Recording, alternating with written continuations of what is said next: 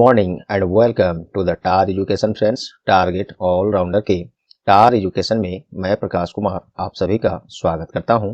दोस्तों, आज है 1 मार्च 2022। देखेंगे अब तक के सभी महत्वपूर्ण करंट अफेयर्स जो आपके आगामी सभी परीक्षाओं के लिए अति महत्वपूर्ण होंगे।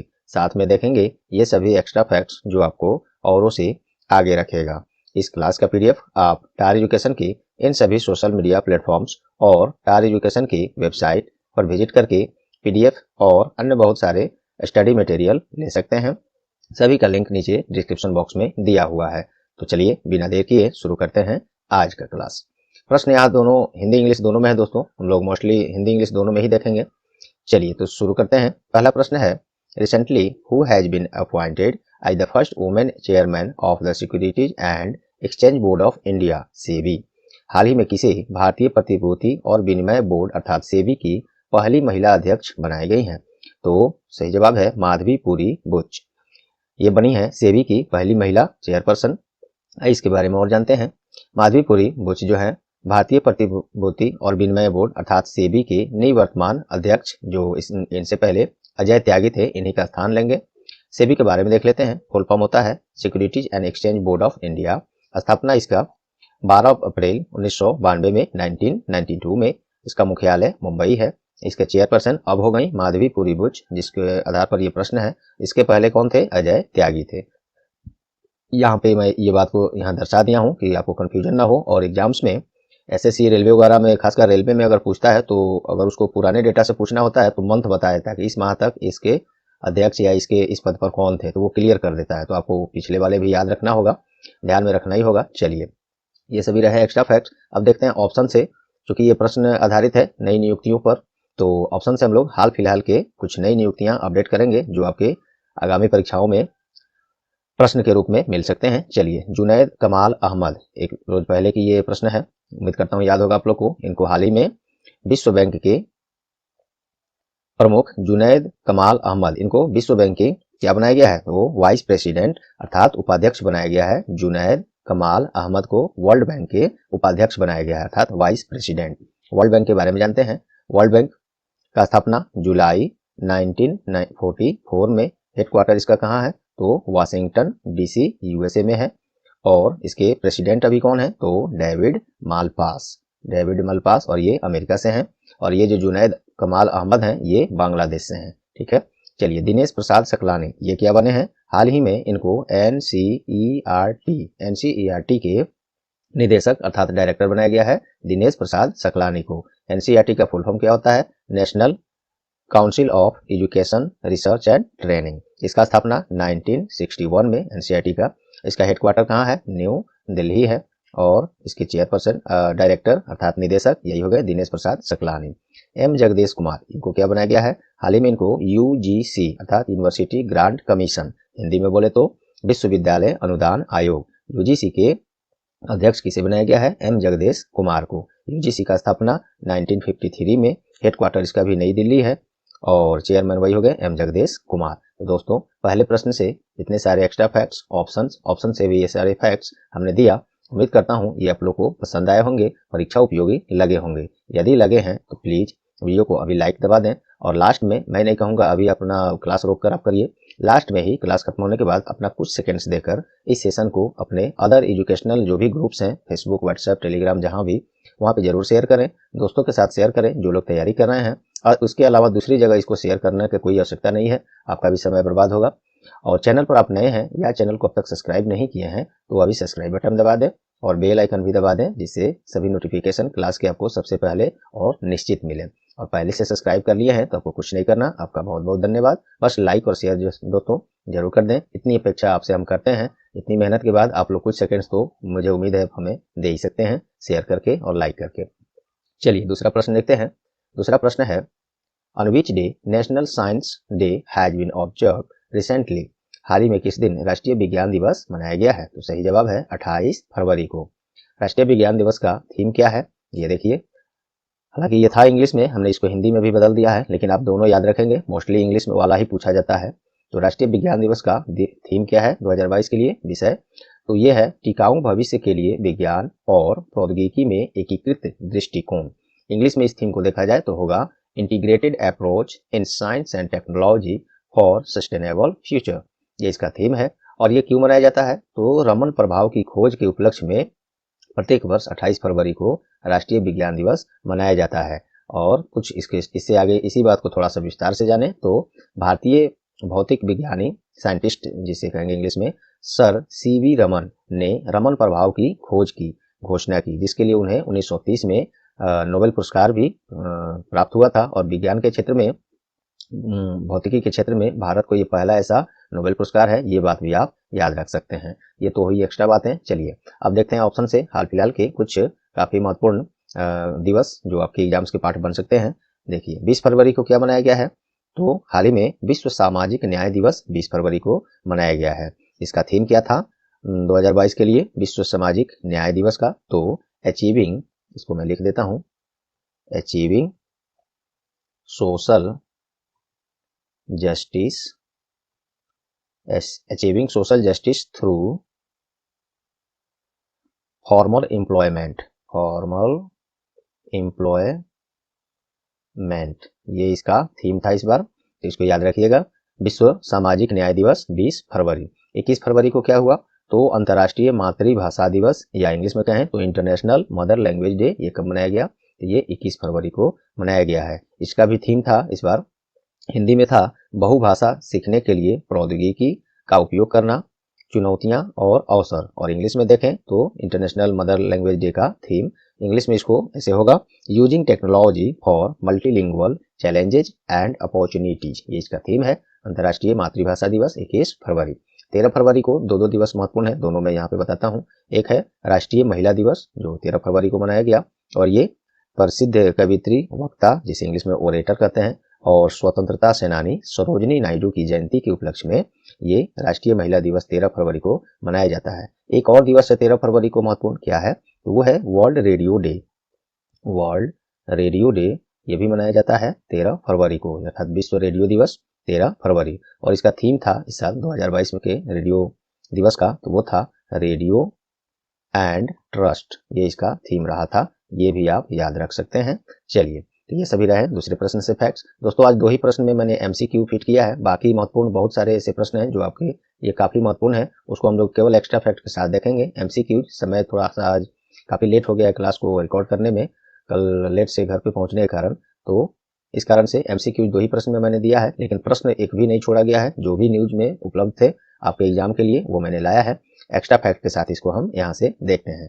चलिए हाल ही में कहाँ भारत के पहले ई वेस्ट इको पार्क स्थापित करने का मंजूरी दिया गया है? तो ये दिल्ली में, दिल्ली सरकार के द्वारा दिल्ली में इलेक्ट्रॉनिक वेस्ट इको पार्क, यहाँ पे जो ई है उसका मतलब इलेक्ट्रॉनिक ही होता है, वही है ई वेस्ट इको पार्क स्थापित करने का मंजूरी दिया गया है। और ऐसा पार्क इलेक्ट्रॉनिक या ई वेस्ट इको पार्क ये भारत में पहला ऐसा पार्क है। दिल्ली में हर साल, ये एक डाटा है, ये देख लीजिए, हर साल 20 लाख टन नहीं है दोस्तों, ये 2 लाख टन होगा, यहाँ से जीरो रिमूव कर लीजिएगा। 2 लाख टन ई कचरा फेंका जाता है दिल्ली में। और इन्हीं सभी को वैज्ञानिक और सुरक्षित तरीके से ई कचरे का पुनर्चक्रण, नवीनीकरण और निराकरण किया जाएगा। दिल्ली की बात है तो दिल्ली के बारे में देख लेते हैं। चीफ मिनिस्टर अभी कौन है? अरविंद केजरीवाल। उपराज्यपाल कौन है? अनिल बैजल। दिल्ली पुलिस आयुक्त कौन है? राकेश अस्थाना। चलिए नेक्स्ट है, हाल ही में इंग्लिश में देख लीजिए, which operation has been run to evacuate India from the country of Ukraine which is suffering from a war crisis. युद्ध संकट से ग्रस्त यूक्रेन देश से भारतीयों को सुरक्षित निकालने के लिए कौन सी ऑपरेशन चलाई गई है? तो ये है ऑपरेशन गंगा। ऑपरेशन गंगा चलाया गया है, जिससे के द्वारा यूक्रेन से सभी भारतीयों को सुरक्षित जल्द से जल्द निकाल लिया जाएगा, क्योंकि वहाँ पे रूस और यूक्रेन में काफी अभी स्थिति बिगड़ चुकी है। देखिए आगे क्या होता है। अंतर्राष्ट्रीय स्तर पर इस मुद्दे को काफी सीरियसली चलाया जा रहा है, जिससे कि उन दोनों देशों के बीच तनाव कम हो और युद्ध को रोक दिया जाए। तो चलिए यूक्रेन के बारे में जान लेते हैं। यूक्रेन की राजधानी कीव है और वहाँ पे मुद्रा क्या चलता है? यूक्रेनियन रिवनिया।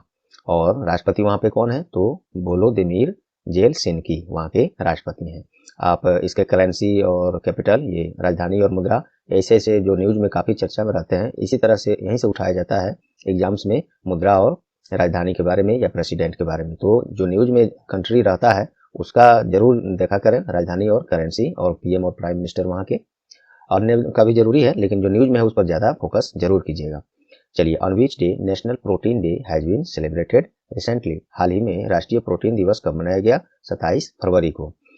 राष्ट्रीय प्रोटीन दिवस का विषय क्या है, थीम क्या है 2022 का? तो खाद्य भविष्यवाद, फूड फ्यूचरिज्म, ये इसका थीम है। और प्रोटीन की कमी के बारे में जागरूकता पैदा करने, लोगों को इस मैक्रोन्यूट्रिएंट को अपने आहार में शामिल करने के लिए प्रोत्साहित करने के लिए भारत में राष्ट्रीय प्रोटीन दिवस मनाया जाता है। पहली बार 2020 में राइट टू प्रोटीन पहल के साथ 2020 में ये राष्ट्रीय प्रोटीन दिवस मनाया गया था। ये कुछ डाटा है, आप याद रख सकते हैं। चलिए नेक्स्ट है, हाल ही में कौन गिफ्ट सिटी में अपना कार्यालय खोलने वाली पहली बहुपक्षीय एजेंसी बन गई है? बहुपक्षीय को मल्टीलेटरल कहते हैं इंग्लिश में, देखिए यहाँ है भी। Recently, who has become the first multilateral agency to open its office in Gift City?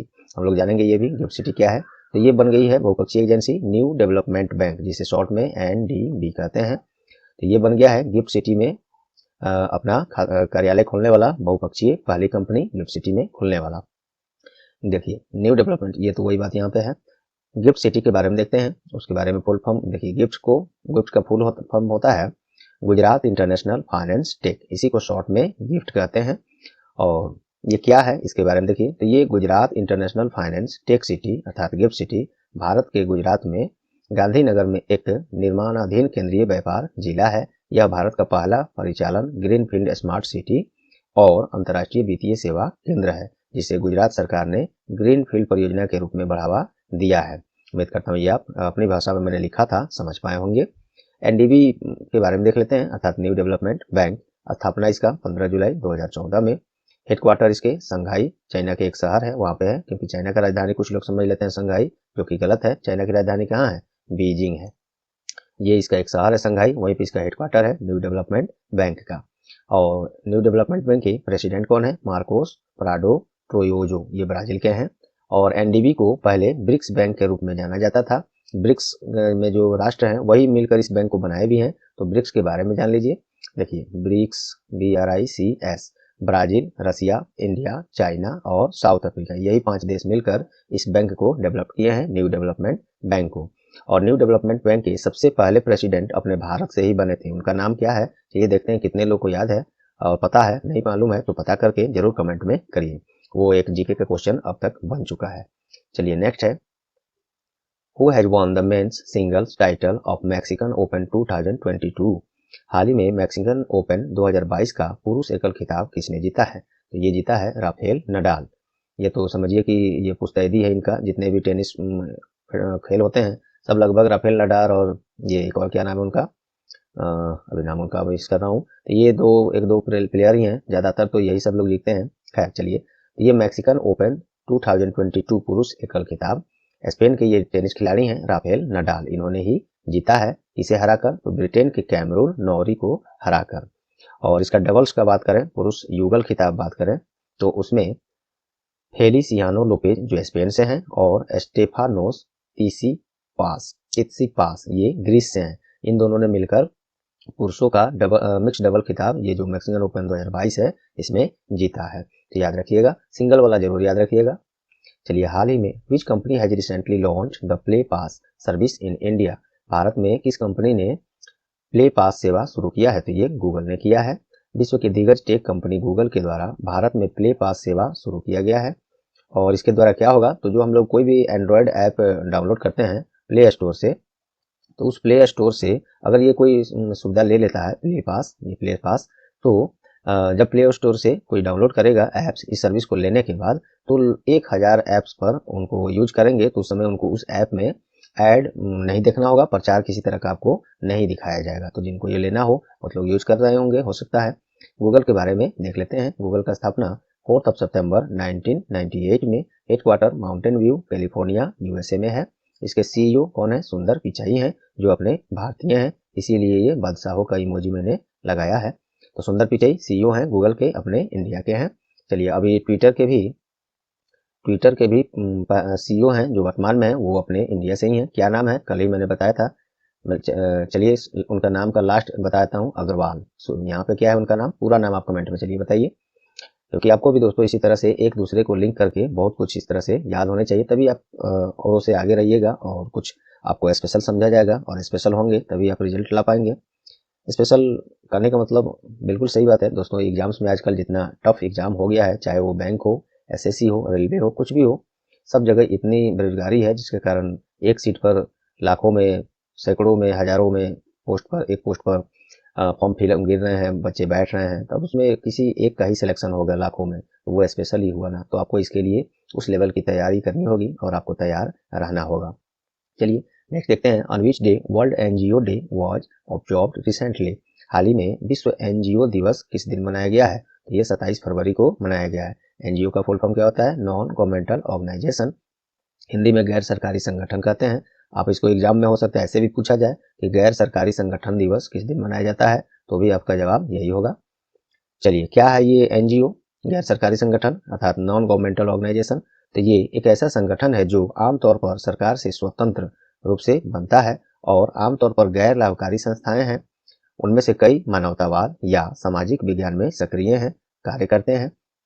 यह दिन सभी गैर सरकारी संगठनों को पहचानने, इनकी सराहना करने और सम्मान देने के लिए समर्पित है।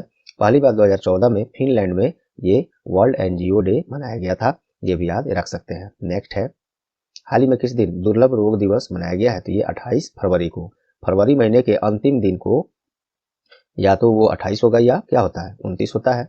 अब 28 या 29 को ही, फरवरी महीने के अंतिम दिन को, ये प्रत्येक वर्ष दुर्लभ रोग दिवस, जिसे इंग्लिश में रेयर डिजीज डे कहते हैं, ये मनाया गया है। और ये 28 और 29 तारीख जो है फरवरी महीने का, ये खुद कैलेंडर में एक दुर्लभ दिन है, आप समझ ही रहे हैं। प्रत्येक 4 वर्ष पर लीप ईयर होता है, लीप ईयर। लीप ईयर क्या होता है? जिसमें आपका फरवरी का अंतिम दिन 29 दिन का हो जाता है और 28 दिन का रहता है, वो लीप ईयर नहीं होता है। लीप ईयर की पहचान आप कैसे करते हैं? तो ईयर जो भी हो, जैसे 2022 चल रहा है, इसमें अगर आप 4 से डिवाइड करते हैं तो आपको रिमाइंडर कुछ न कुछ बच जाएगा। अगर बच जाता है तो ये लीप ईयर नहीं है, मतलब 4 से पूरा डिवाइड नहीं होता है, तो ये लीप ईयर नहीं है, तब ये 28 दिन का होगा। अगर जैसे मान लीजिए 2020, इसको 4 से आप डिवाइड करेंगे तो ये पूरा कट जाएगा, रिमाइंडर कुछ नहीं बचेगा। तो जब पूरा ये ईयर जो है कट जाता है, वो होता है लीप ईयर। साधारण भाषा में यही एक तरीका है इसको जांचने का, तो वो होता है लीप ईयर। तो ये प्रत्येक 4 साल पर आता है दोस्तों। हर साल 6 घंटा कुछ मिनट जो है प्रत्येक हर साल बढ़ता है, और उसके कारण वो एक 4 साल पर क्या होता है, 6 चौके 24 घंटे कुछ मिनट एक दिन का निर्माण हो जाता है, जिसके कारण वही 4 साल पर एक दिन बढ़ता है, तो 28 के बदले 29 दिन का फरवरी हो जाता है। ये तो मैं एक्स्ट्रा ये विषय से हटकर कुछ बता दिया, जो कि आप लोग के जरूरी भी है। उम्मीद करता हूँ ये भी आप लोग को पसंद आए होंगे।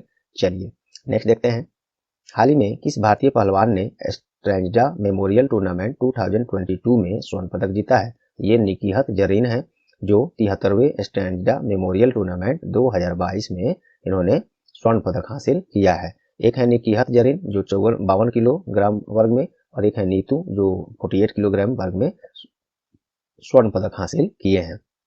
और इसका आयोजन कहाँ हुआ था? तो बुल्गारिया की राजधानी कहाँ है? सोफिया में किया गया था।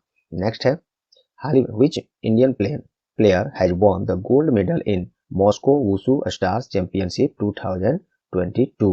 मॉस्को वुशु स्टार्स चैंपियनशिप 2022 में किस भारतीय खिलाड़ी के द्वारा स्वर्ण पदक जीता गया है? तो ये सादिया तारिक ने जीता है, और उसकी राजधानी मॉस्को में इसका आयोजन किया गया था। मॉस्को वुशु स्टार्स चैंपियनशिप 2022 जीता है किसने? सादिया तारिक, जो भारतीय खिलाड़ी हैं।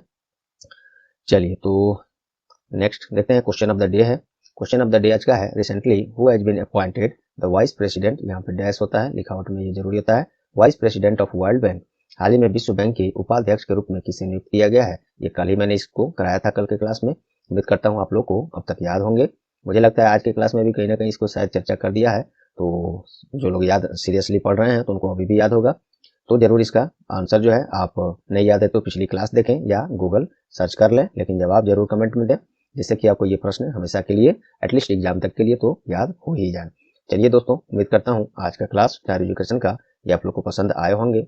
यदि आए हैं तो प्लीज वीडियो को लाइक जरूर कर दें, अपना कुछ सेकंड्स देकर other educational groups WhatsApp, Facebook, Telegram जो भी है, और अपने अन्य फ्रेंड्स जो लोग तैयारी कर रहे हैं उन्हें एक बार जरूर शेयर करें, ताकि उन्हें वो यहाँ तक पहुँच पाए स्टार एजुकेशन के डेली करंट अफेयर्स क्लास में। और चैनल पर आप नए हैं या चैनल को अब तक सब्सक्राइब नहीं किए हैं तो अभी सब्सक्राइब बटन दबा दें और बेल आइकन भी साथ में दबा दें। और पहले से सब्सक्राइब कर लिए हैं तो आपको कुछ नहीं करना। आपका बहुत बहुत धन्यवाद दोस्तों। मैं पुनः आप लोग से अपेक्षा करूंगा कि इसको लाइक और शेयर जरूर कर देंगे एजुकेशनल ग्रुप में, अदर जगह शेयर न करेंगे, इसको कोई फायदा नहीं उससे। एजुकेशनल ग्रुप में जो कम्पिटेटिव ग्रुप्स हैं, जहाँ तैयारी करने वाले लोग हैं, उन्हीं के पास इसको शेयर करें, इतनी अपेक्षा हम आपसे करते हैं। तो चलिए मिलते हैं अगले क्लास में, तब तक के लिए goodbye, all the best.